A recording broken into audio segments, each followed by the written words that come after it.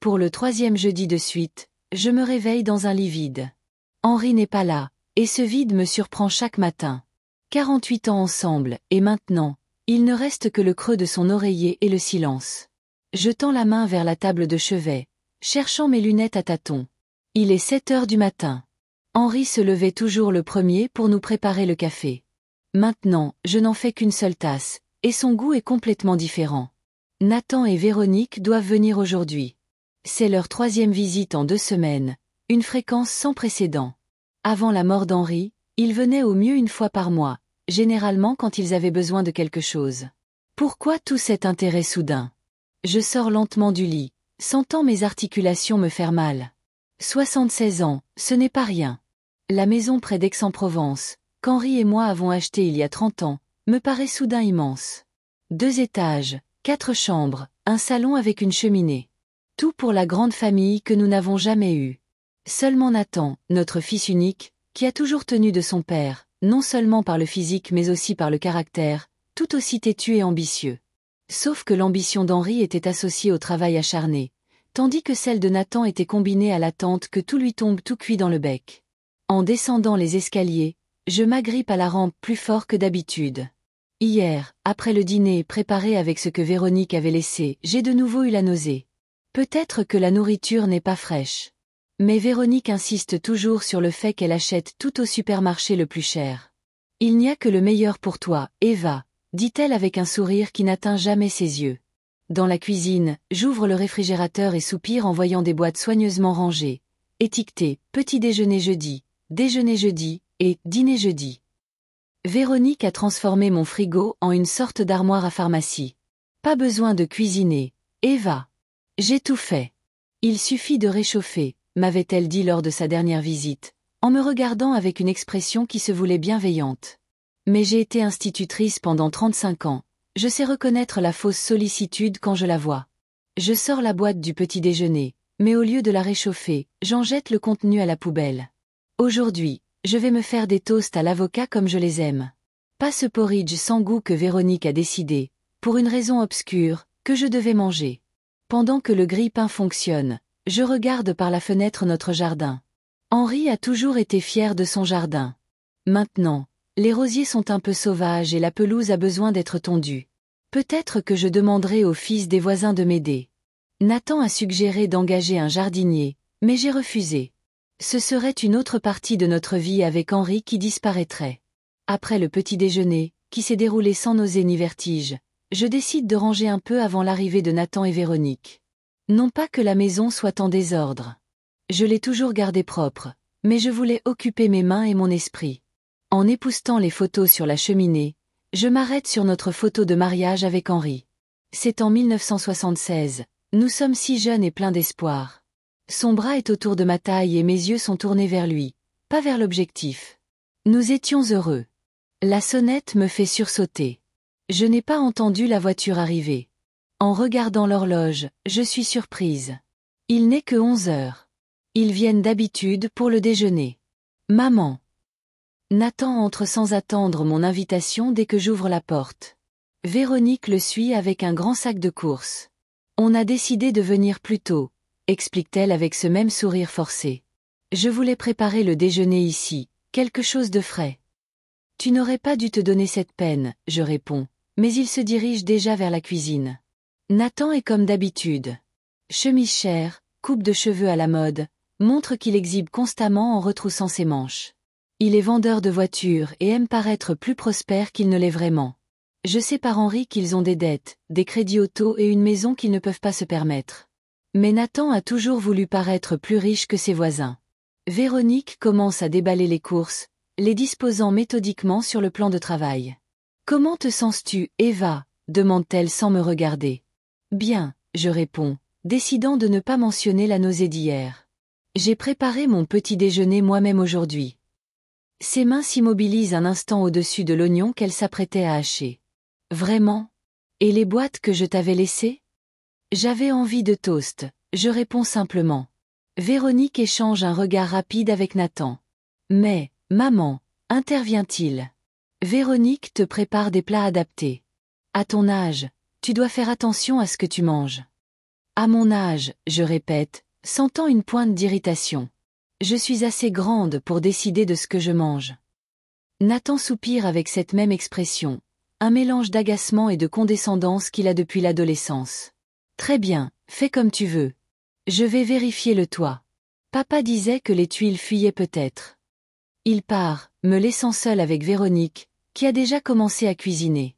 Elle se déplace toujours avec une sorte de précision mécanique, comme si elle accomplissait une tâche plutôt que de cuisiner avec amour. Je me souviens de ma mère qui disait « On peut en dire long sur une personne à la façon dont elle cuisine. » Véronique cuisine comme un robot. « Je peux t'aider ?» je propose en m'approchant. « Non, non, assieds-toi. »« Repose-toi » répond-elle vivement, comme si elle craignait que je voie quelque chose dans sa façon de faire. Je m'assieds à la table de la cuisine et je l'observe. Véronique sort des pots d'épices de son sac. « Qu'est-ce que c'est ?» je demande. « Juste des épices pour donner du goût », répond-elle sans se retourner. Je les emporte toujours avec moi. Il y a trop de sel dans les épices du commerce. Je hoche la tête, bien que je trouve étrange qu'elle n'utilise pas les épices de mon placard. Henri était un grand amateur de cuisine, et nous avons toute une collection d'assaisonnements divers. Pendant que Véronique cuisine, j'entends Nathan marcher à l'étage. Qu'est-ce qu'il fait là-haut? Le toit se vérifie de l'extérieur, pas de l'intérieur. Je me lève avec difficulté. Je vais voir ce que fait Nathan. Il ne fait que regarder la maison, dit rapidement Véronique. Tu ferais mieux de t'asseoir. Le déjeuner est presque prêt. Mais je me dirige déjà vers les escaliers. En arrivant à l'étage, j'entends Nathan ouvrir et fermer les placards dans la chambre que nous partagions, Henri et moi. Je m'approche sans bruit et le vois fouiller dans des papiers dans le tiroir du bureau. « Qu'est-ce que tu cherches ?» je demande, et il sursaute. « Maman, tu m'as fait peur », dit-il en fermant rapidement le tiroir. Je cherchais juste les papiers d'assurance de la maison. Je voulais vérifier que tout était en ordre avec la couverture. Les papiers d'assurance sont dans le bureau en bas, je réponds. Dans le meuble de classement, tu le sais. Nathan a l'air un peu gêné, mais retrouve vite son assurance. Oui, bien sûr. J'avais oublié. Descendons. Véronique a dû finir de préparer le déjeuner. Il passe à côté de moi, me tapotant l'épaule comme si j'étais une enfant. Je reste un moment dans la chambre, m'approchant du bureau. Que cherchait-il vraiment? Je vérifie le tiroir. Il y a un dossier avec nos testaments, le mien et celui d'Henri. Voilà donc ce qui intéressait Nathan. Quand je descends, le déjeuner est déjà sur la table. Véronique dresse les assiettes. Une soupe de poulet qui sent délicieusement bon, mais qui, pour une raison que j'ignore, me met mal à l'aise. « Assieds-toi, Eva », dit-elle avec un sourire. « J'ai fait ta soupe préférée. » Je ne me souviens pas lui avoir jamais dit que la soupe de poulet était ma préférée.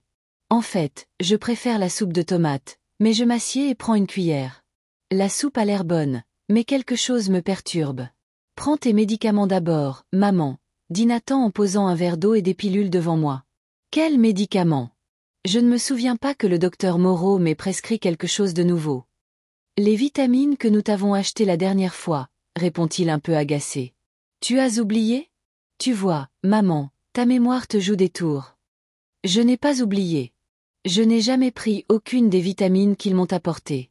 Quelque chose me disait de ne pas le faire. Je les prendrai plus tard, dis-je en repoussant les pilules. Véronique et Nathan échangent un autre regard.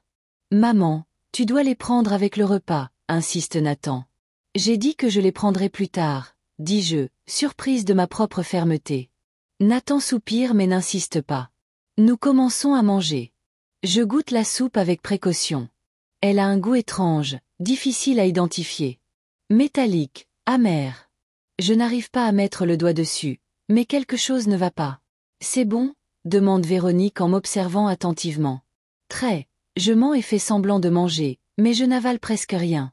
Pendant le déjeuner, Nathan parle de son travail, de nouveaux modèles de voitures arrivés à la concession.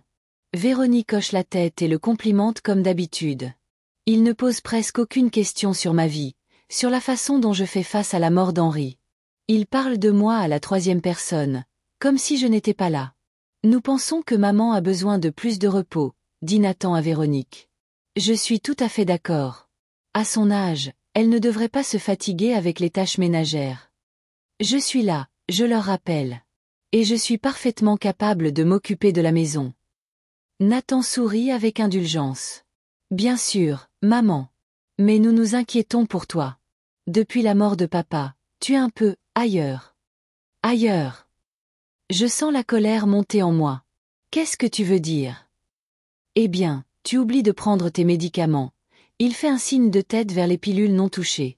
Tu dis que tu te sens mal après avoir mangé, alors que Véronique te prépare des repas diététiques. C'est ton âge, maman. Et le stress après la mort d'Henri, ajoute Véronique avec une fausse sympathie. Je les regarde tous les deux et les vois soudain sous un jour complètement différent. Nathan, mon fils, que j'ai mis au monde, élevé et à qui j'ai donné tout mon amour. Et maintenant, il est assis en face de moi, me parlant comme si j'étais une enfant. Et il semble plus intéressé par le contenu des placards que par mon bien-être. Et à côté de lui, Véronique, qui prépare une nourriture qui me rend malade et insiste pour que je prenne des pilules. Que se passe-t-il dans ma propre maison? Après le déjeuner, je me sens légèrement étourdie, même si je n'ai presque pas mangé de soupe. Peut-être que je suis juste fatiguée. Ou est-ce de la paranoïa due à la solitude? Henri disait toujours que j'avais trop d'imagination. Maman, tu as l'air pâle, remarque Nathan. Tu devrais peut-être t'allonger. Je vais bien, je réponds, même si la pièce commence à tourner un peu. Non, tu ne vas manifestement pas bien. Véronique s'approche et me prend le bras. Viens, je vais t'aider à monter dans ta chambre. Je veux protester, mais je n'en ai pas la force. Je la laisse me conduire à l'étage, dans la chambre que je partageais avec Henri. Elle m'aide à m'allonger et m'enlève même mes chaussures. Repose-toi, Eva, dit-elle en me couvrant d'une couverture. Nathan et moi allons rester en bas pour ranger la cuisine. Je hoche la tête, trop faible pour discuter. Quand elle part, je fixe le plafond, essayant de comprendre ce qui se passe. Pourquoi est-ce que je me sens mal à chaque fois qu'ils viennent? Pourquoi insiste-t-il tant pour que je prenne ces pilules? Et que cherchait Nathan dans nos documents, à Henri et à moi? J'entends leur voix étouffée depuis le rez-de-chaussée. Je n'arrive pas à distinguer les mots, mais le ton de Nathan semble impatient, et Véronique répond d'un ton rassurant. De quoi parle-t-il? De moi? De la maison? Je ferme les yeux, sentant l'épuisement m'envahir. Avant de sombrer dans le sommeil, je prends une décision. Demain, j'appellerai Lucille, ma vieille amie et collègue. Elle a toujours été perspicace et honnête. Si je deviens folle de chagrin et de solitude, elle me le dira franchement. Et sinon, si mes soupçons sont fondés, elle m'aidera à découvrir la vérité. Je me réveille au son de pas dans l'escalier. En ouvrant les yeux, je vois que le crépuscule est déjà tombé. Ai-je dormi plusieurs heures? La porte de la chambre s'entr'ouvre et Nathan entre. Maman, tu es réveillée? Véronique et moi partons. Je t'ai laissé le dîner dans le frigo. Il suffit de le réchauffer. Et n'oublie pas de prendre tes vitamines, d'accord? Je hoche la tête, faisant semblant d'être plus endormie que je ne le suis vraiment. Merci d'être passé. Bien sûr, maman. On se soucie de toi, dit-il en s'approchant pour m'embrasser sur le front. On reviendra dans quelques jours pour voir comment tu vas. Appelle-nous si tu as besoin de quelque chose. Alors qu'ils partent, j'entends leur voiture démarrer et le crissement des pneus sur le gravier de l'allée. C'est seulement alors que je me permets de me réveiller complètement et de m'asseoir dans le lit. Ma tête tourne encore un peu, mais ça va mieux. Je descends lentement et me dirige directement vers le réfrigérateur. Là, comme Nathan l'a dit, se trouve une boîte avec le dîner. Je l'ouvre et jette son contenu dans la poubelle sans réfléchir. Puis, je sors une conserve de soupe libique du placard et la fais chauffer. En mangeant la simple soupe de tomates en conserve, qui n'a jamais eu un goût aussi bon, je pense à tout ce qui s'est passé aujourd'hui. Au comportement étrange de Nathan et Véronique, au goût métallique de la soupe, aux vertiges qui ont commencé après le déjeuner. Je me souviens comment, il y a un mois, juste après les funérailles d'Henri, Nathan a suggéré que je devrais peut-être vendre la maison et déménager dans une maison de retraite. Ils prendront soin de toi là-bas, maman, avait-il dit. J'avais refusé catégoriquement. Cette maison est tout ce qu'il me reste de ma vie avec Henri.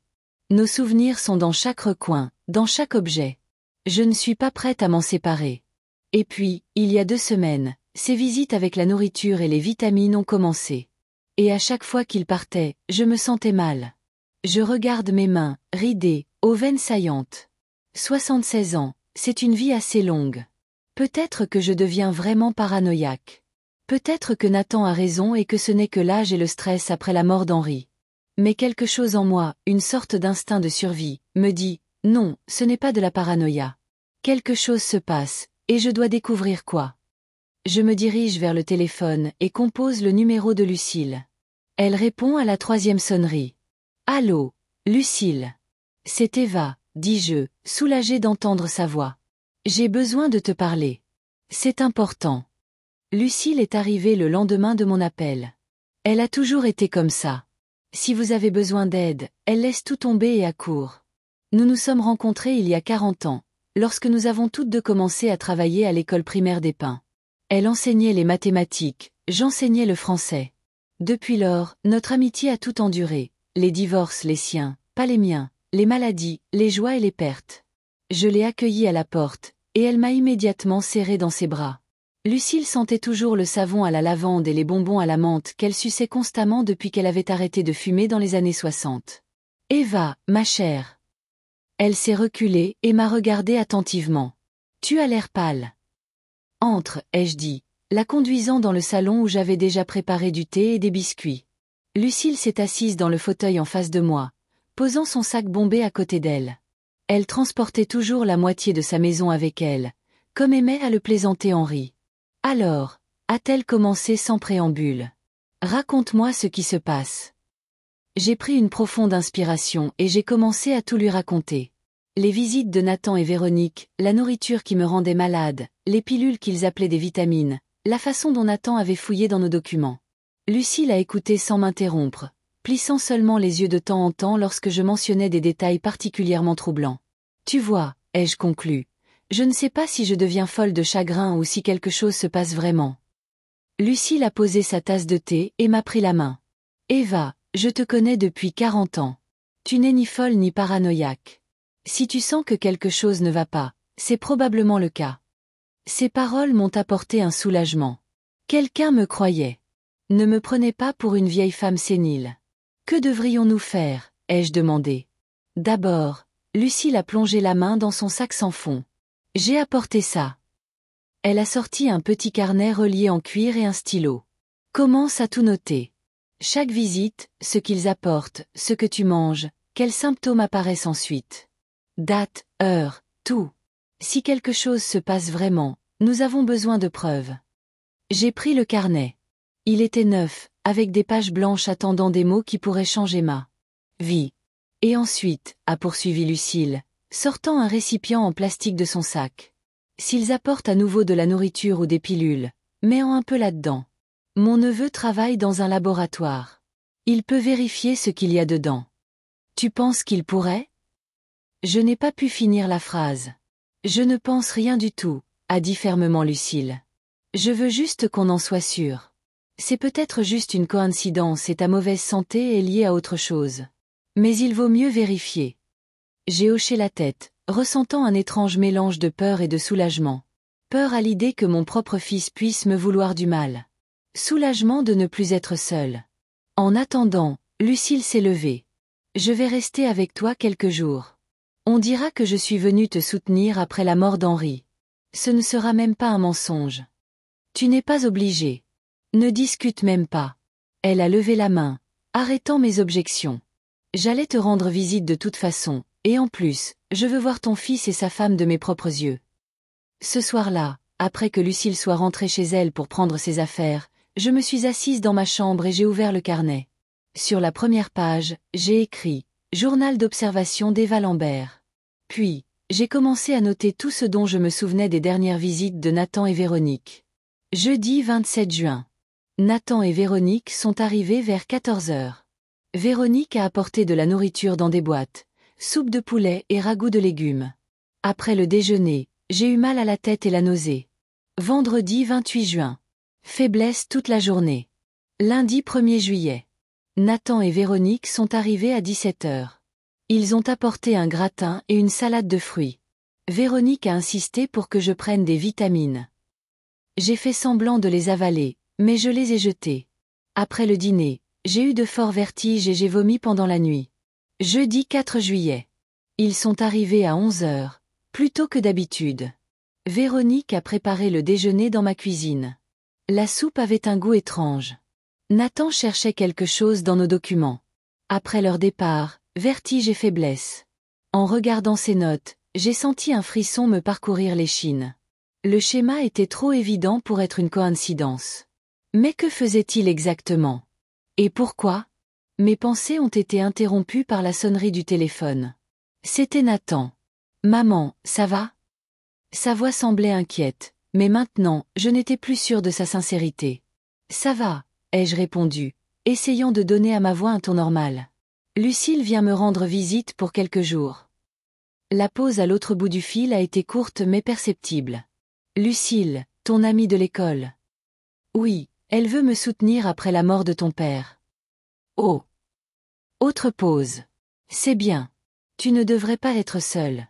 Véronique et moi pensions passer demain, mais nous ne voulons probablement pas vous déranger.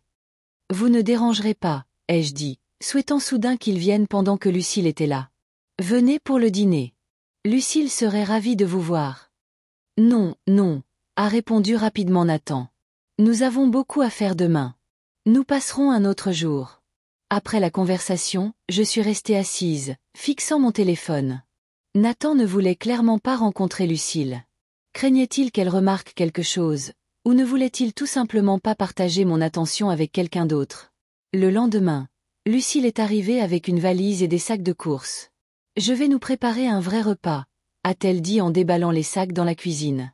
Et sans saveur bizarre, promis. Nous avons passé toute la journée à parler du passé, de nos années d'école, de nos enfants. Son fils et sa fille vivent dans d'autres régions, mais t'appellent souvent et viennent pour les vacances. Nous n'avons pas parlé de mes soupçons, mais ils flottaient dans l'air comme un nuage invisible. Le soir, alors que nous étions assises dans le salon avec des verres de vin, Lucille a insisté sur le fait qu'un peu d'alcool ne me ferait pas de mal. J'ai décidé de poser la question qui me tourmentait toute la journée. Lucille, penses-tu vraiment que Nathan pourrait? Encore une fois, je n'ai pas pu le dire à voix haute. Elle a pris une gorgée de vin et m'a regardé sérieusement. Je ne sais pas, Eva. Mais tu as dit qu'après la mort d'Henri, il a commencé à parler de vendre la maison. Et quand il a appris que la maison t'appartenait entièrement, il a commencé à agir bizarrement. C'est suspect. J'ai soupiré en me souvenant de cette conversation. C'était une semaine après les funérailles. Nathan est venu seul, sans Véronique, et s'est assis en face de moi à la table de la cuisine. Maman, avait-il commencé, je pense que tu devrais envisager de vendre la maison. Vendre la maison. J'étais abasourdie. Mais pourquoi? Elle est trop grande pour toi toute seule. L'entretien coûtera cher. Et en plus, il y a tellement de souvenirs de papa ici. Ce sera dur pour toi. C'est ma maison, Nathan, avais-je répondu. C'est la maison que ton père et moi avons partagée. Je ne déménage pas. Il avait l'air déçu, mais s'est vite ressaisi. D'accord, maman. C'est ta décision. Mais sache que Véronique et moi sommes toujours là pour t'aider. Si tu changes d'avis, je peux m'occuper de la vente. J'ai un agent immobilier qui peut le faire rapidement. Merci, mais non, avais-je dit fermement. La maison reste avec moi. Comme tu voudras, avait-il dit en se levant pour partir. Au fait, il faudra régler la succession de papa. Sais-tu à qui il a légué la maison? À moi, avais-je répondu simplement. La maison a toujours été à mon nom, Nathan. Ton père y a insisté quand nous l'avons achetée. Il disait que cela me protégerait toujours. Le visage de Nathan avait changé. Ce n'était que pour un instant, mais je l'avais remarqué. Un mélange de surprise et de déception. D'agacement. Je vois, avait-il finalement dit. Eh bien, ça simplifie les choses. La décision t'appartient donc entièrement. Il était parti alors, et quelques jours plus tard, les visites avec la nourriture et les pilules avaient commencé. Eva. La voix de Lucille m'a ramené au présent. Tu es là. Désolée, j'étais perdue dans mes pensées, ai-je dit en posant mon verre sur la table. Tu sais, après cette conversation sur la maison, Nathan a changé. Il est devenu plus attentionné, mais ce n'est pas le genre d'attention que je lui connaissais enfant. C'est autre chose, de plus mécanique. Et quand exactement ces problèmes de santé ont-ils commencé? A demandé Lucille. Après leur première visite avec la nourriture, ai-je soupiré. Je ne veux pas croire que mon propre fils. Nous ne savons encore rien avec certitude, m'a interrompu Lucille. Rassemblons des preuves, et ensuite nous tirerons des conclusions. Les jours suivants, j'ai continué à prendre des notes dans mon carnet. Lucille était là pour moi et je me sentais mieux. Pas de nausées, de vertige ou de faiblesse. Nous avons cuisiné ensemble, fait les courses et sommes même allés au cinéma voir une comédie avec Meryl Streep qui nous a fait rire comme des collégiennes. Le 4e jour de la visite de Lucille, Nathan a appelé. « Maman, comment vas-tu? Ton ami est toujours là? » « Oui, Lucille est toujours là, » ai-je répondu. « Nous passons un excellent moment. » « C'est bien. » Sa voix semblait incertaine. « Écoute, Véronique et moi aimerions passer demain. Nous devons discuter de quelque chose d'important. » « Bien sûr, venez, » ai-je dit en regardant Lucille, qui a hoché la tête en entendant mes paroles. « Nous vous attendrons pour le dîner. » Après l'appel, Lucille m'a regardé sérieusement. « Ils apporteront probablement quelque chose, de la nourriture ou des pilules. Nous devons être prêtes. » Elle a sorti une petite caméra de son sac. « C'est de mon petit-fils. Il est passionné de technologie. La caméra enregistre sur une carte mémoire et on peut la cacher n'importe où. Tu veux que nous espionnions mon fils? » J'étais choquée. « Je veux que nous te protégions, » a dit fermement Lucille. « S'il est innocent, personne ne verra jamais ces enregistrements. Mais si quelque chose se passe, nous aurons des preuves. » Le lendemain, Nathan et Véronique sont arrivés pile à l'heure pour le déjeuner. Comme prévu, Véronique portait un grand sac de provisions. « Maman, » Nathan m'a embrassé sur la joue. « Tu as meilleure mine. La compagnie de ton ami te fait du bien. »« Bonjour, Eva. » Véronique a souri de son faux sourire. « J'ai fait ta tourte au poulet préféré. »« Comme c'est gentil, » a interjeté Lucille en s'avançant. « Mais j'ai déjà préparé le dîner. J'espère que vous ne voyez pas d'inconvénient à des lasagnes. » Véronique et Nathan ont échangé des regards rapides. « Bien sûr que non, » a dit Nathan après une pause. « Mais peut-être que maman aimerait goûter la tourte de Véronique. Elle a mis tant de cœur à l'ouvrage. »« J'adorerais goûter les lasagnes de Lucille, » ai-je dit fermement. « On peut garder la tourte pour un autre jour. » Nous sommes allés dans la cuisine où Lucille avait déjà mis la table. Le dîner a commencé dans une atmosphère tendue. Nathan a essayé d'entretenir la conversation, parlant de son travail et de ses projets de vacances. Véronique était principalement silencieuse, jetant de temps en temps un coup d'œil à Lucille, qui, à son tour, ne la quittait pas des yeux. Après le déjeuner, alors que nous buvions du café, Nathan est finalement allé droit au but. « Maman, Véronique et moi pensions. Peut-être que tu devrais venir vivre avec nous pendant un certain temps. Jusqu'à ce que tu t'habitues à vivre sans papa. » J'ai senti Lucille se raidir à côté de moi. « Pourquoi devrais-je déménager ?» ai-je demandé sans détour. « Je suis très bien dans ma maison. »« Mais tu es toute seule, » a interjeté Véronique. « Nous avons une grande maison avec une chambre d'amis. Nous pourrions veiller sur toi. »« Merci, mais non, » ai-je dit fermement. « Je me débrouille très bien toute seule. Et puis, j'ai des amis qui me rendent visite. » Nathan avait l'air déçu. « Maman, nous nous inquiétons juste pour toi. Tu te plaignais de ta santé. Tu te souviens? »« Oh, tout ça va très bien maintenant, » a interjeté Lucille innocemment. « Vous savez, Nathan, j'ai remarqué qu'Eva va mieux quand elle mange de la nourriture normale, faite maison. Pas d'aliments transformés, pas d'additifs étranges. » Véronique a pâli. « Que voulez-vous dire? » « Rien de spécial, » a haussé les épaules Lucille. « Juste une observation. Certains aliments peuvent déranger l'estomac, surtout à notre âge. » Nathan s'est empressé de changer de sujet. « Quoi qu'il en soit, maman, réfléchis à notre offre.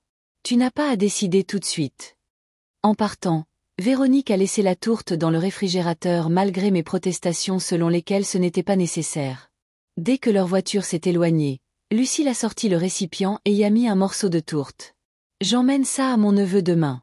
Voyons voir ce qu'il y a dedans. » Ce soir-là, après le départ de Nathan et Véronique, Lucille et moi étions assises dans le salon, discutant de leur visite. « As-tu remarqué comment Véronique a réagi quand j'ai parlé de la nourriture ?» a demandé Lucille. Elle a pâli. « Eva. Elle cache quelque chose. » « Peut-être qu'elle est juste blessée que nous n'ayons pas mangé sa tourte, » ai-je dit, ne voulant toujours pas croire au pire. « Peut-être, » a concédé Lucille. « Mais nous le saurons assez tôt. » Le lendemain, pendant que Lucille emmenait l'échantillon de tourte chez son neveu, j'ai décidé d'explorer la maison. Quelque chose dans le comportement de Véronique pendant sa visite m'avait rendue méfiante. Elle avait jeté plusieurs coups d'œil dans le salon. Comme si elle en évaluait la taille ou l'agencement. J'ai lentement fait le tour du rez-de-chaussée, essayant de voir ma maison à travers les yeux d'un étranger. Le salon spacieux avec sa cheminée, la salle à manger, la cuisine avec des appareils neufs qu'Henri et moi avions achetés il y a à peine 2 ans, le bureau que mon mari aimait tant. La maison était en excellent état. Nous en avions toujours pris grand soin. En montant à l'étage, j'ai jeté un coup d'œil dans les chambres. Notre chambre principale, la chambre de Nathan qui servait maintenant de chambre d'amis, une autre chambre où je gardais mes livres et faisais parfois de la couture, et le bureau, qui avait été converti en une autre chambre d'amis. 4 chambres, 2 salles de bain, et maintenant tout m'appartenait. Je me suis assise sur le lit dans ma chambre et j'ai regardé autour de moi. Tout ici respirait les souvenirs. Les photographies au mur, ses livres sur la table de chevet, le réveil qu'il réglait toujours avec 5 minutes d'avance pour ne pas être en retard. Soudain, j'ai compris pourquoi Nathan voulait que je vende la maison ou que je déménage chez eux. Ce n'était pas seulement par souci pour moi. En descendant, j'ai sorti les documents de la maison du meuble de classement dans le bureau. Oui, elle était enregistrée entièrement à mon nom. Henri y avait insisté lorsque nous l'avions achetée il y a 30 ans. Quoi qu'il m'arrive, avait-il dit à l'époque, tu seras en sécurité. Et maintenant qu'il était parti, je commençais à comprendre à quel point il avait eu raison. J'ai remis les documents dans le meuble et suis retournée au salon. Assise dans un fauteuil, j'ai fermé les yeux, essayant de rassembler mes pensées. Si mes soupçons étaient corrects, si Nathan et Véronique essayaient vraiment de, quoi? M'empoisonner? Me forcer à vendre la maison? Se débarrasser de moi pour pouvoir tout hériter? Le bruit de la porte d'entrée a interrompu mes pensées. Lucille était de retour, le visage grave. Qu'y a-t-il? Ai-je demandé, sentant mon cœur s'emballer. Mon neveu a pris l'échantillon, a-t-elle dit en s'asseyant à côté de moi. Les résultats arriveront dans quelques jours. Mais il a dit que, d'après l'odeur et l'apparence, il pourrait y avoir quelque chose qui cloche. Il va tester la présence de métaux lourds et d'autres toxines. J'ai hoché la tête, me sentant étrangement engourdie. Une partie de moi espérait encore que ce soit une sorte d'erreur, que mon fils ne puisse pas me vouloir du mal. Mais une autre partie, plus rationnelle, commençait déjà à accepter l'amère vérité. Qu'est-ce qu'on fait maintenant? Ai-je demandé. On attend les résultats, a répondu Lucille. Et sois prudente. S'ils reviennent, ne mange rien de ce qu'ils t'apportent. Et ne reste pas seule avec eux. Ce soir-là, alors que je me préparais à aller au lit, Lucille a frappé à la porte de ma chambre. Eva, j'ai trouvé quelque chose, a-t-elle dit en entrant. Elle tenait un petit mètre ruban dans ses mains. Qu'est-ce que c'est? Ai-je demandé, bien que je le sache déjà. C'était dans le sac de ta belle-fille. Elle l'a laissé dans la salle de bain et je l'ai trouvé en allant prendre une douche. Elle a oublié de le ranger, a dit Lucille innocemment. Mais nous savions toutes les deux que ce n'était pas un accident. J'ai pris le mètre ruban. C'était un mètre de chantier standard, du genre utilisé pour mesurer des pièces, des distances pour des meubles, ou les dimensions d'une maison en rénovation. Il planifie déjà des travaux, ai-je murmuré. Dans ma maison. On dirait bien. Lucille s'est assise à côté de moi sur le lit. Eva, nous devons être prêtes à l'éventualité que les résultats des tests confirment tes soupçons. J'ai hoché la tête, sentant les larmes monter à mes yeux. Non pas par peur ou apitoiement, mais par l'amertume de la trahison. S'ils essaient vraiment de se débarrasser de moi, ai-je dit lentement. Que allons-nous faire? Lucille m'a serré la main. Nous irons à la police, Eva. Avec les preuves. Ils ne peuvent pas te faire de mal et s'en tirer comme ça. Cette nuit-là, je suis restée longtemps éveillée, fixant le plafond et pensant à Nathan, au petit garçon que j'avais mis au monde, à qui j'avais appris à marcher et à parler, à qui je lisais des histoires avant de dormir et pour qui je préparais des gâteaux d'anniversaire. Comment en étions-nous arrivés là? Où avais-je échoué en tant que mère? Où n'était-ce pas moi? Peut-être que c'est le monde qui est devenu ainsi, avide, froid, où les valeurs matérielles sont plus importantes que les liens familiaux. Au matin, je me suis réveillée avec une ferme décision. Si mes soupçons sont confirmés, je ne resterai pas silencieuse. Je ne laisserai ni la peur ni un faux amour maternel m'arrêter.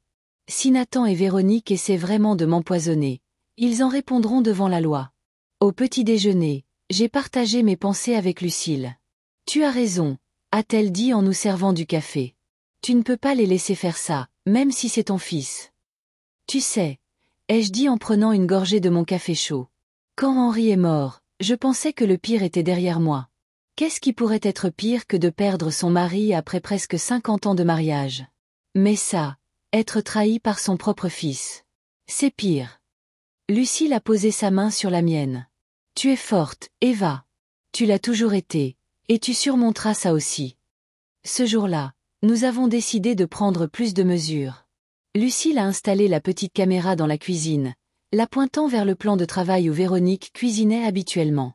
J'ai sorti le vieux sac d'Henri du placard et y ai mis tous les documents. Les papiers de la maison, les relevés bancaires, le testament, tout ce qui pourrait intéresser Nathan. Emmenons ça chez moi, a dit Lucille. Ce sera plus en sécurité là-bas. Le soir venu, nous avions terminé tous les préparatifs. Les documents étaient cachés. La caméra était installée, et pour la première fois depuis longtemps, j'ai eu l'impression de contrôler la situation. Quand le téléphone a sonné, nous avons toutes les deux sursauté. C'était Nathan. Maman, sa voix semblait tendue. Ton ami est toujours là. Oui, Lucille est toujours là, ai-je répondu, en essayant de paraître calme. Et combien de temps compte-t-elle rester? Il y avait une pointe d'irritation dans sa voix. Je ne sais pas. J'ai regardé Lucille, qui m'a fait un signe de tête. Peut-être encore une semaine ou deux. Nous sommes bien ensemble.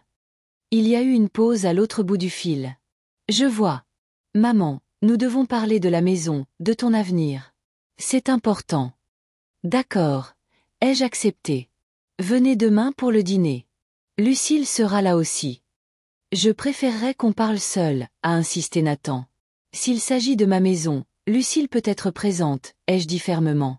C'est une vieille amie et elle me donnera de bons conseils. Autre pause. Plus longue cette fois. D'accord. Nathan et Véronique sont entrés dans la maison avec les mêmes sourires forcés que je commençais maintenant à reconnaître au premier coup d'œil. J'ai senti le dictaphone dans la poche de mon gilet. Petit, mais lourd de la responsabilité qu'il portait. Lucille se tenait à côté de moi, sa présence me donnant de la force. « Maman, tu as meilleure mine », a dit Nathan en m'embrassant sur la joue. « Le repos te fait visiblement du bien. »« Oui », a ajouté Véronique. « Tu as l'air vraiment rafraîchie, Eva. » Ils sont entrés dans le salon et j'ai remarqué que cette fois, ils n'avaient pas apporté de nourriture. La présence de Lucille avait peut-être changé leur plan. Ou peut-être avaient-ils décidé de procéder différemment. Alors, a commencé Nathan une fois que nous étions tous assis. Nous voulions parler de la maison et de ton avenir, maman. J'ai hoché la tête, sentant mon cœur commencer à battre plus vite. J'ai discrètement appuyé sur le bouton d'enregistrement du dictaphone dans ma poche. Je t'écoute. Véronique et moi pensons que tu serais mieux dans une maison de retraite, a dit Nathan sans détour. Ils prendront soin de toi là-bas. Tu seras entouré de gens de ton âge, et tu n'auras pas à te soucier de l'entretien de la maison. Que adviendra-t-il de ma maison, ai-je demandé, connaissant déjà la réponse. Nous la vendrons, bien sûr, a haussé les épaules Nathan comme si c'était une évidence. L'argent servira à payer ton séjour à la maison de retraite, et le reste, eh bien, nous pourrons l'investir ou l'utiliser pour tes autres besoins. Je l'ai regardé, mon fils unique, que j'aimais plus que ma propre vie, et je n'ai vu que de l'avidité et de l'impatience dans ses yeux. Il n'essayait même pas de le cacher. Nathan, ai-je dit calmement. Je ne déménage pas dans une maison de retraite, et je ne vends pas ma maison. Son visage a changé. Le sourire a disparu. Maman, sois raisonnable. Tu as 76 ans. Tu ne peux pas vivre ici seule. Pourquoi pas, a interjeté Lucille. Eva se débrouille très bien. Elle a toute sa tête. Elle est active. Elle a des amis qui lui rendent visite. Véronique a lancé un regard hostile à Lucille. Excusez-moi, mais c'est une affaire de famille. Nous nous soucions du bien-être d'Eva. Vraiment. Lucille a haussé un sourcil. Et c'est pour ça que vous mettez quelque chose dans sa nourriture. Il y a eu un silence. J'ai vu Nathan et Véronique échanger des regards rapides, leur visage se figer un instant, puis Nathan a ri, mais cela sonnait faux. De quoi parlez-vous? Nous cuisinons juste de la nourriture saine pour maman. Avec de l'arsenic? Ai-je demandé sans détour, le regardant droit dans les yeux. Nathan a pâli. Quelle bêtise racontes-tu? Maman, de quoi parles-tu? J'ai sorti l'enveloppe avec les résultats des tests de la poche d'un autre gilet, pas celui avec le dictaphone, et je l'ai posé sur la table basse entre nous. J'ai fait faire des tests, Nathan. J'ai fait analyser la nourriture que tu m'as laissée. Elle contient de l'arsenic. Véronique s'est levée d'un bond, le visage déformé par la colère. C'est de la calomnie. Vous nous accusez d'essayer de vous empoisonner. Comment osez-vous? Assieds-toi, Véronique, a dit Nathan doucement, les yeux fixés sur l'enveloppe. Maman, te rends-tu compte de ce que tu dis?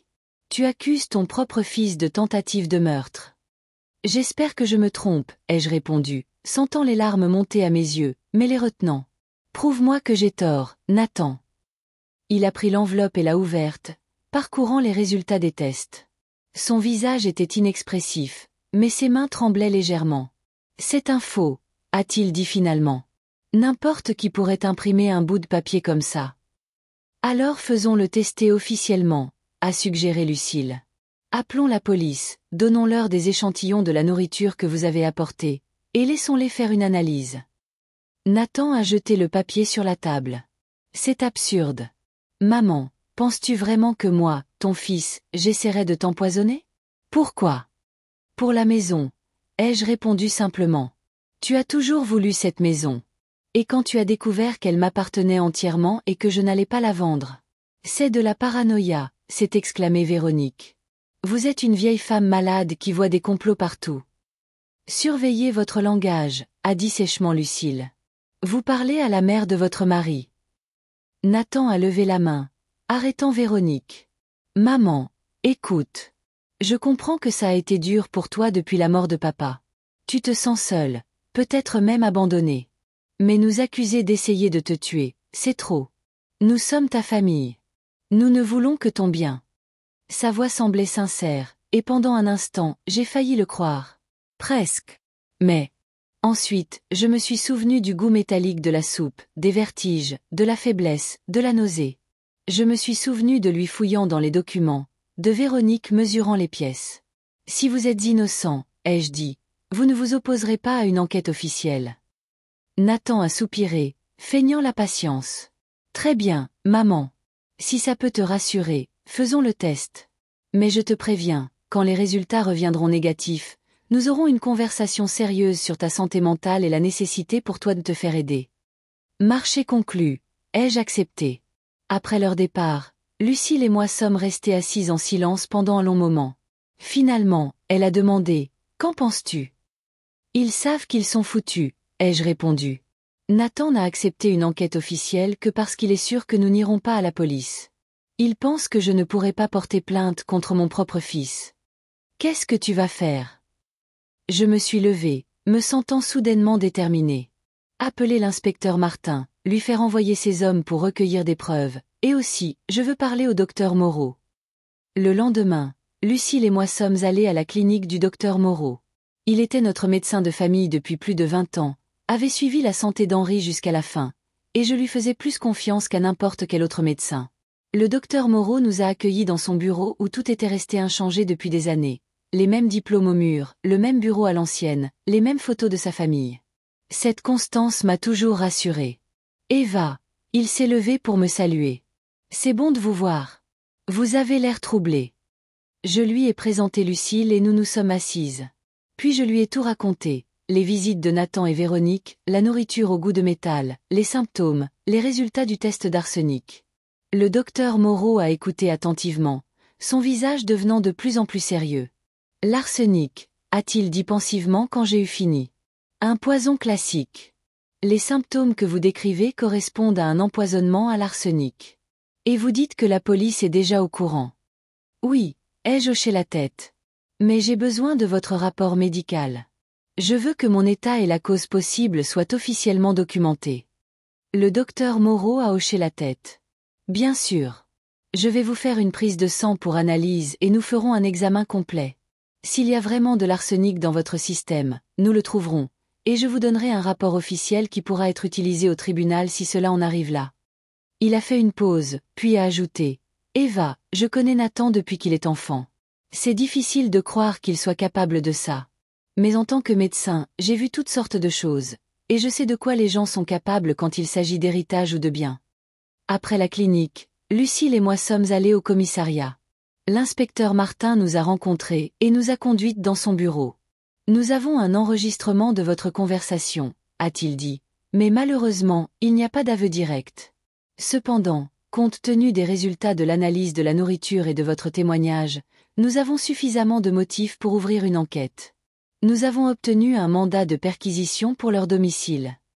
Un mandat de perquisition. J'étais choqué. Que espérez-vous trouver? De l'arsenic, a répondu l'inspecteur. S'ils ont vraiment essayé de vous empoisonner, ils doivent avoir une source de poison.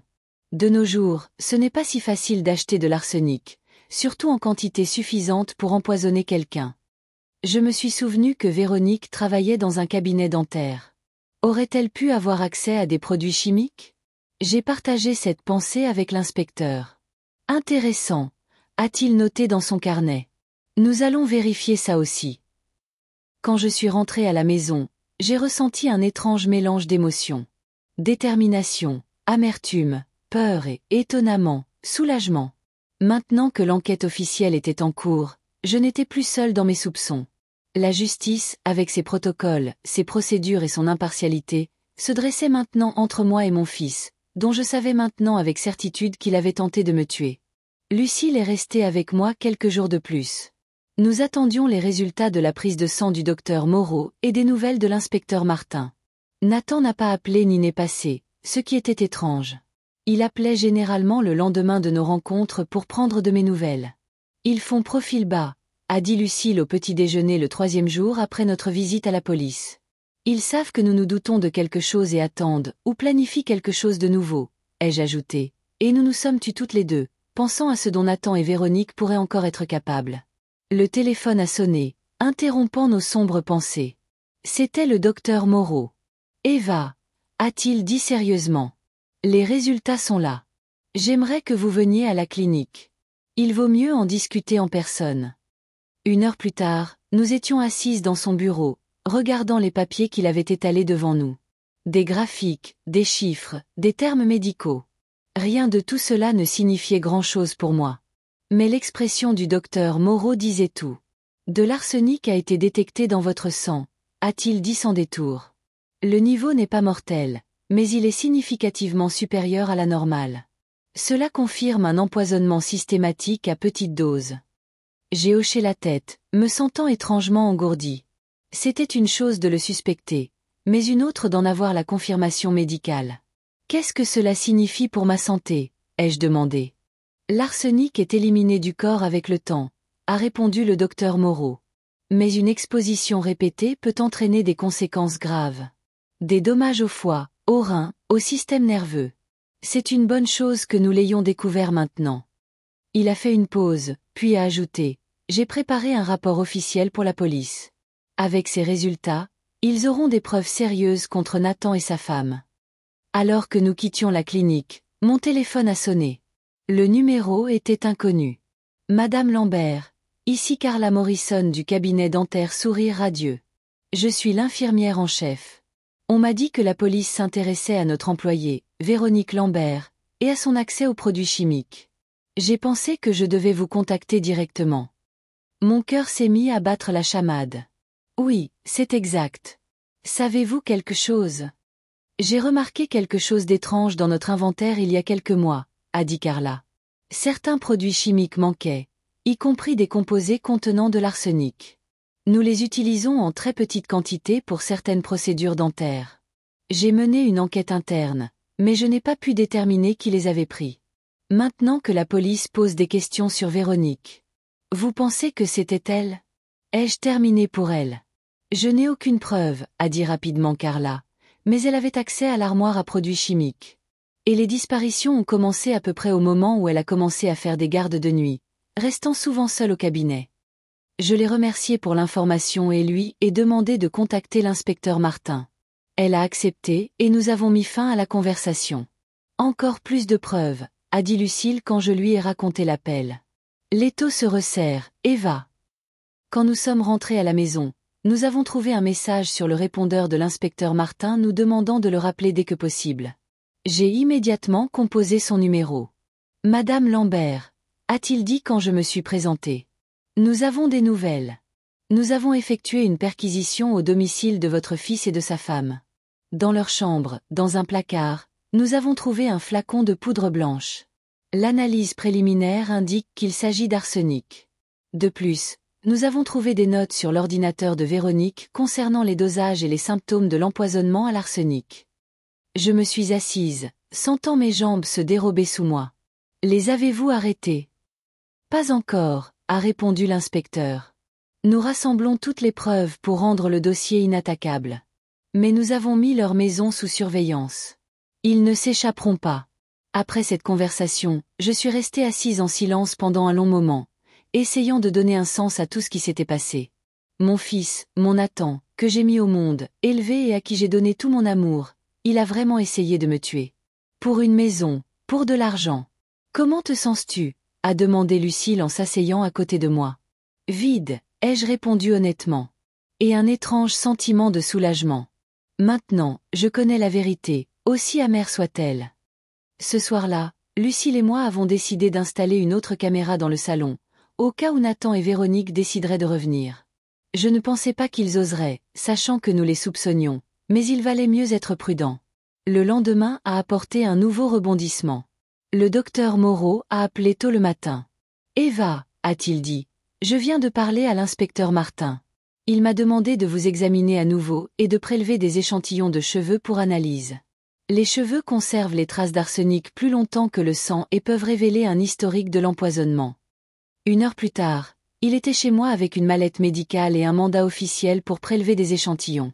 La police ne voulait laisser aucune faille dans le dossier. « Comment vous sentez-vous » a demandé le docteur Moreau lorsqu'il a fini de m'examiner et de prélever plusieurs mèches de mes cheveux pour analyse. « Physiquement, je vais mieux, ai-je répondu. Depuis que j'ai arrêté de manger la nourriture qu'il m'apportait, les symptômes ont presque disparu. Mais émotionnellement. Il a hoché la tête, comprenant sans mots. C'est la pire sorte de trahison, Eva. La trahison de sa propre chair et de son propre sang. Personne n'est préparé à ça. Vous savez ce qui est le plus étrange, ai-je dit, regardant par la fenêtre le jardin où le petit Nathan jouait autrefois. Je l'aime toujours. Malgré tout ce qu'il a fait, une partie de moi voit encore le petit garçon que j'ai élevé. C'est naturel, a répondu le docteur Moreau. L'amour d'une mère ne disparaît pas comme ça. Mais en ce moment, il est important de vous protéger, Eva. Nathan a fait son choix, et maintenant il doit en assumer les conséquences. Après le départ du docteur Moreau, Lucille et moi avons décidé d'aller dans le jardin. C'était une journée chaude, et l'air frais pourrait nous aider à nous éclaircir les idées. Nous étions assises sur un banc parmi les rosiers qu'Henri émettant lorsque mon téléphone a sonné. C'était l'inspecteur Martin. « Madame Lambert, a-t-il dit, nous avons toutes les preuves dont nous avons besoin. Nous sommes prêts à procéder à l'arrestation. Mais d'abord, je voulais vous demander, êtes-vous sûr de vouloir aller jusqu'au bout? C'est votre fils. » J'ai fermé les yeux, sentant le poids de la décision. Mais je me suis souvenu du goût métallique de la soupe, des vertiges, de la faiblesse. Je me suis souvenu de Nathan fouillant dans les documents, de Véronique mesurant les pièces. Je me suis souvenu des résultats des tests, qui ne pouvaient pas mentir. Oui, ai-je dit fermement. Je veux continuer. Ils ont essayé de me tuer et ils doivent en répondre. Très bien, a dit l'inspecteur avec respect. Nous procéderons à l'arrestation ce soir. Je vous tiendrai au courant. Après l'appel, je me suis sentie étrangement calme. La décision était prise. Il n'y avait pas de retour en arrière possible. Je me protégeais, ma vie, ma maison, tout ce que ma propre famille avait essayé de m'enlever. Tu fais ce qu'il faut, a dit Lucille en me serrant la main. J'ai hoché la tête, regardant les roses qui commençaient à fleurir. Vive, forte, capable de survivre même aux hivers les plus rudes. Comme moi. Ce soir-là, alors que Lucille et moi regardions les informations, la sonnette a retenti. Je me suis tendue, n'attendant aucune visite. Lucille est allée ouvrir, et je suis restée assise, sentant soudain une faiblesse dans mes jambes.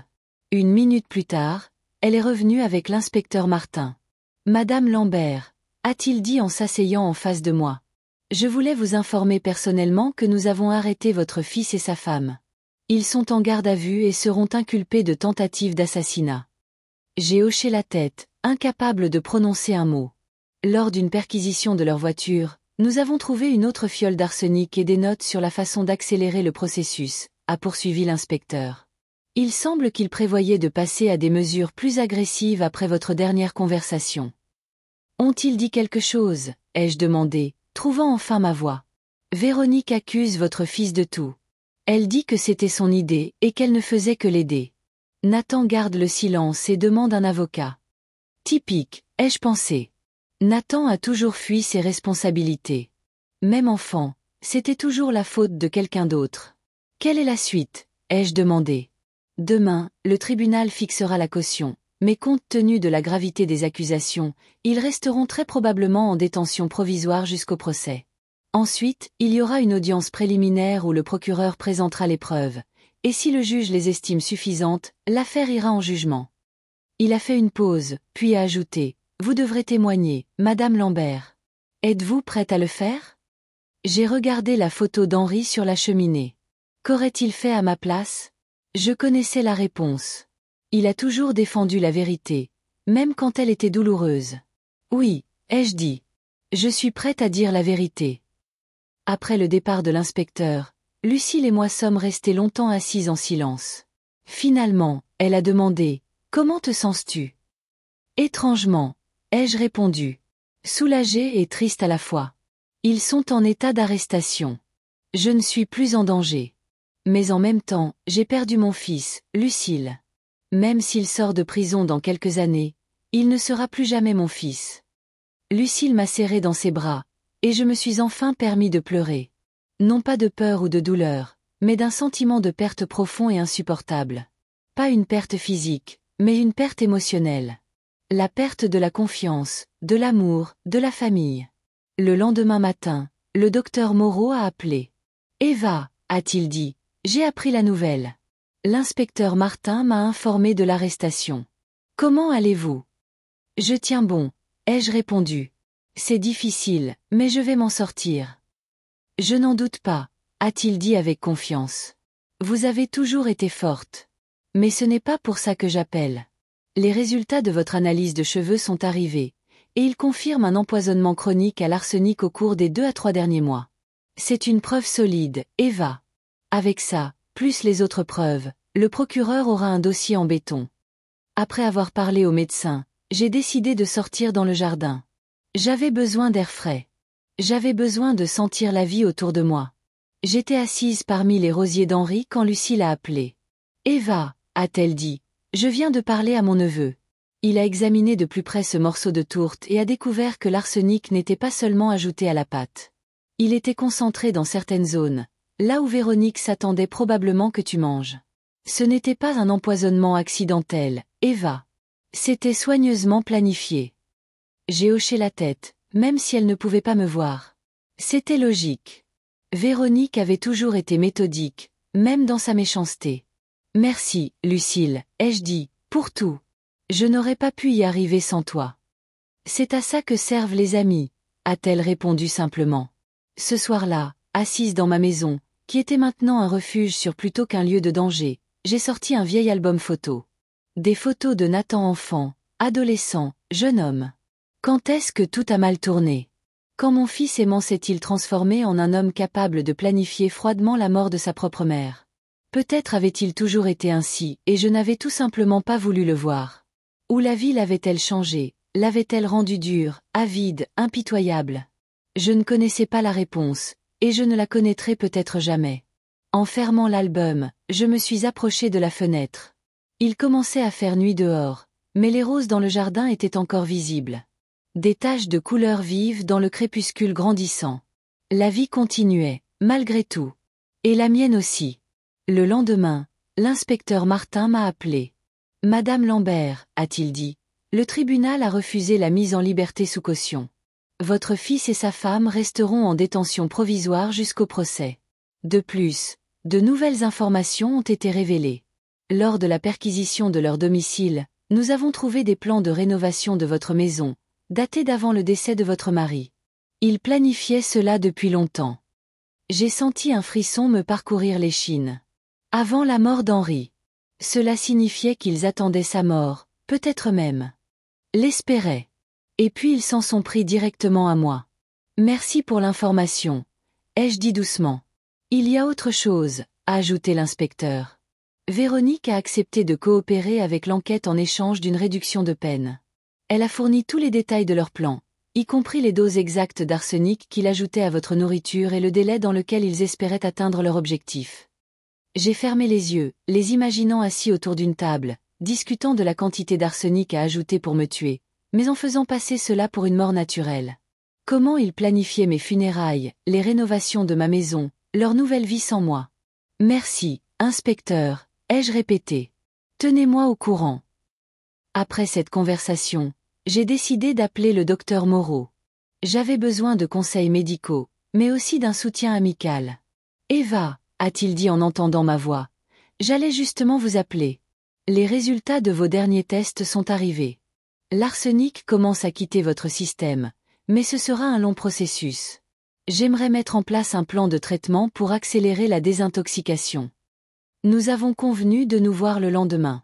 Avant de raccrocher, le docteur Moreau a dit « Eva, je sais que c'est difficile à croire en ce moment, mais vous allez vous en sortir, physiquement et émotionnellement.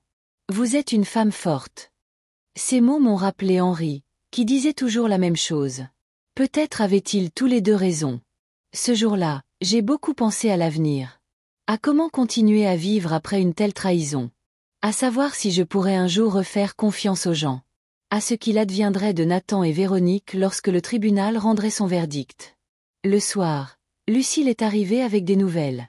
J'ai parlé à un avocat que je connais, a-t-elle dit en s'asseyant à côté de moi sur le canapé. Il a dit qu'avec les preuves que nous avons, l'affaire est pratiquement irréfutable, surtout maintenant que Véronique a témoigné contre Nathan. Elle a toujours été pragmatique, ai-je dit amèrement.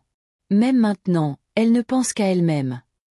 L'affaire n'ira probablement pas en jugement, a poursuivi Lucille. On proposera à Nathan une procédure de plaidé coupable pour éviter un procès complet. S'il accepte, il prendra 10 à 15 ans. S'il n'accepte pas et que l'affaire va en jugement, il pourrait risquer jusqu'à 25 ans pour tentative d'assassinat avec préméditation. J'ai hoché la tête, me sentant étrangement engourdi. 10, 15, 25 ans ? Ce n'étaient que des chiffres. Il ne pouvait pas mesurer la douleur de la trahison. Ne pouvait pas ramener le fils que j'avais perdu. Pas à cause de la prison, mais à cause de ses propres actions. Et la maison ? Ai-je demandé soudainement. Je ne suis pas sûre de vouloir rester ici après tout ce qui s'est passé. C'est ta décision, Eva, a dit doucement Lucille. Personne ne te force à la prendre maintenant. Tu as le temps d'y réfléchir. Cette nuit-là, j'ai rêvé d'Henri. Il se tenait dans notre jardin, au milieu des roses, souriant, de ce sourire spécial qu'il me réservait toujours. Tu iras bien, Eva, a-t-il dit. Tu as toujours été plus forte que tu ne le penses. Quand je me suis réveillée, j'ai ressenti un étrange sentiment de calme. Oui, j'irai bien. J'ai survécu à la perte de mon mari après presque 50 ans de mariage. J'ai survécu à une tentative d'assassinat par mon propre fils. J'ai survécu à la trahison de ma famille. Et je continuerai à vivre, quoi qu'il arrive. Au matin, j'ai appelé l'inspecteur Martin. Je veux savoir, ai-je dit sans détour. Devrais-je témoigner au tribunal si Nathan accepte une procédure de plaidé coupable ? Non, a répondu l'inspecteur. S'il y a un accord, il n'y aura pas de procès. Il y aura seulement une audience de détermination de la peine où vous pourrez faire une déclaration sur l'impact du crime sur la victime si vous le souhaitez. Une déclaration sur l'impact. Comment pourrais-je mettre en mots ce qui m'était arrivé ? Comment pourrais-je expliquer à un tribunal que la pire blessure n'était pas physique mais émotionnelle ? La perte de la confiance, la perte de ma famille, la perte de la sécurité dans ma propre maison. J'y réfléchirai, ai-je dit. Ce jour-là, je suis allée à la clinique du docteur Moreau pour commencer un traitement visant à éliminer l'arsenic de mon corps. Pendant que l'infirmière préparait la perfusion, le docteur Moreau s'est assis à côté de moi et m'a expliqué la procédure. C'est un traitement par chélation, a-t-il expliqué. Le médicament se lie aux métaux lourds dans votre corps et aide à les évacuer. Le traitement durera plusieurs semaines, avec des pauses entre les séances. Est-ce que j'irai bien ? Ai-je demandé. Physiquement, oui, a-t-il répondu. Étant donné que l'empoisonnement a été détecté relativement tôt, il ne devrait pas y avoir d'effet à long terme sur votre santé. Émotionnellement, cela dépend de vous, Eva. Mais je vous connais assez longtemps pour être sûr que vous irez bien. Ces mots, encore une fois. Peut-être que tout le monde autour de moi voyait en moi une force que je ne voyais pas toujours en moi-même. Alors que j'étais sur le point de partir, le docteur m'a arrêté. Eva, a-t-il dit, je voulais vous le suggérer depuis un moment. Peut-être devriez-vous parler à un psychologue. Non pas parce que je pense qu'il y a quelque chose qui ne va pas chez vous, mais parce que ce que vous avez vécu est traumatisant, et parfois, une aide professionnelle peut faciliter le processus de guérison. J'y ai réfléchi. Autrefois, j'aurais refusé, croyant que je devais m'en sortir seule. Mais maintenant, après tout ce qui s'était passé, je commençais à comprendre qu'accepter de l'aide n'était pas un signe de faiblesse. J'y réfléchirai, ai-je dit. Et cette fois, je le pensais vraiment. En rentrant chez moi, j'ai trouvé une enveloppe sur mon paillasson. À l'intérieur se trouvait un document officiel, une convocation pour une audience préliminaire dans l'affaire Nathan et Véronique Lambert, accusés de tentative d'assassinat. L'audience était prévue pour la semaine suivante. Je me suis assise sur le canapé, tenant le papier dans mes mains. Tout devenait réel, officiel, irréversible. Mon fils et sa femme allaient être jugés pour avoir tenté de me tuer. Leur nom serait dans les journaux, leur visage sur les écrans de télévision. Notre tragédie familiale deviendrait de notoriété publique.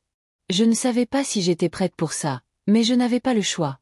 Le papier dans mes mains ne mentait pas. Tout comme les résultats des tests montrant de l'arsenic dans mon sang et mes cheveux ne mentaient pas. La vérité était amère, mais c'était la vérité. Ce soir-là, je suis restée longtemps assise dans le jardin, parmi les roses qu'Henri aimait tant. Le soleil se couchait, peignant le ciel de nuances d'or et de pourpre. J'ai pensé au passé, à l'avenir, à quel point la vie est étrange et imprévisible. Il y a 3 mois, j'étais une épouse, une mère et une grand-mère heureuse. Maintenant, j'étais une veuve, la victime de mon propre fils. Une femme qui avait échappé de peu à la mort aux mains de ses plus proches. Mais j'étais toujours en vie. Je pouvais encore voir le coucher du soleil, sentir les roses, faire des projets pour l'avenir. Et c'était le plus important. Le lendemain, j'ai décidé de rendre visite à Lucille. Elle avait toujours été là pour moi dans les moments difficiles, et maintenant j'avais besoin d'une amie. Nous nous sommes assises dans sa petite cuisine confortable, buvant du thé et parlant de l'avenir. « Que vas-tu faire de la maison ?» a-t-elle demandé. « Je ne sais pas, » ai-je répondu honnêtement. Une partie de moi veut la vendre et recommencer ailleurs. Il y a trop de souvenirs, bons et mauvais. Mais une autre partie, c'est la maison d'Henri et la mienne, Lucille. Nous l'avons choisie ensemble, y avons planifié notre vie, créé nos souvenirs. Lucille a hoché la tête, comprenant ma confusion. Tu as le temps de décider. Rien ne te force à faire un choix maintenant. Tu sais, ai-je dit en regardant par la fenêtre son jardin bien entretenu. Le plus étrange dans cette situation, c'est que je me sens plus vivante, plus réelle. C'est comme si j'étais endormie avant et que maintenant, je suis réveillée. C'est affreux, n'est-ce pas? J'ai dû traverser un tel cauchemar pour commencer à vraiment apprécier la vie. Ce n'est pas affreux, a dit doucement Lucille. C'est humain. Parfois, nous avons besoin de situations extrêmes pour comprendre ce qui est vraiment important. En rentrant chez moi, j'ai trouvé un message sur mon répondeur de l'avocat du procureur. Il voulait me rencontrer pour discuter des détails de l'audience à venir et d'une éventuelle procédure de plaidé coupable pour Nathan. Je l'ai rappelé, et pris rendez-vous pour le lendemain. Puis, je suis restée longtemps assise dans mon fauteuil, regardant les photos sur la cheminée. Henri, Nathan, moi, tous ensemble devant notre maison, souriants, heureux, ou du moins en apparence. Qu'aurait dit Henri s'il avait su ce qui s'était passé? Aurait-il pardonné à Nathan? Voudrait-il que je lui pardonne? Je ne connaissais pas les réponses à ces questions, et je ne les connaîtrai peut-être jamais. Mais je savais une chose. La vérité, aussi amère soit-elle, valait mieux qu'un doux mensonge. Le papier ne ment pas. Les tests ne mentent pas. Les faits ne mentent pas. Et maintenant que la vérité était révélée, tout ce que je pouvais faire, c'était vivre avec et aller de l'avant. Le docteur Moreau avait raison. J'étais forte. Henri avait raison. J'allais m'en sortir. Lucille avait raison. J'avais un avenir, et j'étais prête à y faire face, quoi qu'il advienne.